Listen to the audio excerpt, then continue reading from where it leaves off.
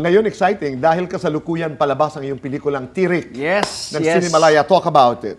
Oh, Cinemalaya 22. Ang theme for this year ay Real Reflections. Reflections on, paano natin titingnan ng buhay.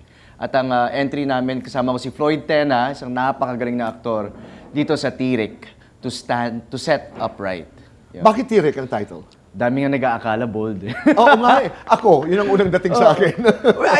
Tinanong ko rin sa director namin, si Direk Mai, bakit Tirik? Parang bold dating sa Jayon. Parang pang peak ng interest. That's right. You got people interested. But in the sense of tirik nga, yun nga, pagtirik ng kandila, yun nga, pag-alay, minsan yung pagtirik ng kandila, pang cleanse ba ng soul, may nakagawa ng kasalanan. Titirik ako ng kandila para maano. So, yun, pag-uusapan yan dito. You play a priest in the movie, Pari. For the first time. For the first time. Mahirap dito, boy. Mahirap. And of course, bilang isang pari sa pelikulang ito, ang challenge was to be the caring kuya o parang pare na nakikita nila. Paring Bert ang pangalan Yeah, niya. kuya of the community. Pero, mahirap yung papel ng pari. Pero mas mahirap ba maghubad bilang pari? Di ba? Because may nude scene ka dito sa pelikulang ito. First time. Grabe, nagawa ko yun. First time. First time na pare, first time na nude scene. Yes. I saw the shot. Malayo. Yun? O may malapit pa? May mas malapit pa dito, boy. Oh, okay. So, pwede bang mapaliwanag mo kung bakit naghubot-hubad ang isang pare? Ayun nga, yung pagtirik ng kandila, parang yun ang naging proseso niya na pagtirik ng masang malaking pinaliyab niyang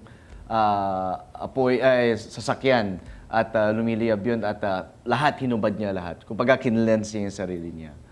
Ikaw bilang aktor, hindi ka ba nagdalawang isip? Anong klaseng diskusyon ba ang naganap between you and your director? Was it necessary? Bakit ako kinakailangan maghubad? Siyempre, nandun yung tanong, Tito Boy, kasi siyempre, yung managers ko sa Sparkle, inaalagaan din ako. At napatanong din sila. So, sabi nila, it's really, okay, nabasa na namin, it's up to you. At pinag-usapan namin, Direk Mai, ito ba yung nakikita mo? Kung parehas tayo, same page tayo, okay, kasi ito yung sinasabing art. And Cinemalaya is for the art nga. And nung na-realize ko kung gaano ka-importante yung para sa eksena, na hindi bastos tingnan. Okay, sige, laban. Pumayag naman si Melissa. Pumayag si Melissa. Pumayag si Melissa. But you did have a conversation about it. I did. Siyempre, nung una, Tito Boy, parang, bakit ka pumayag?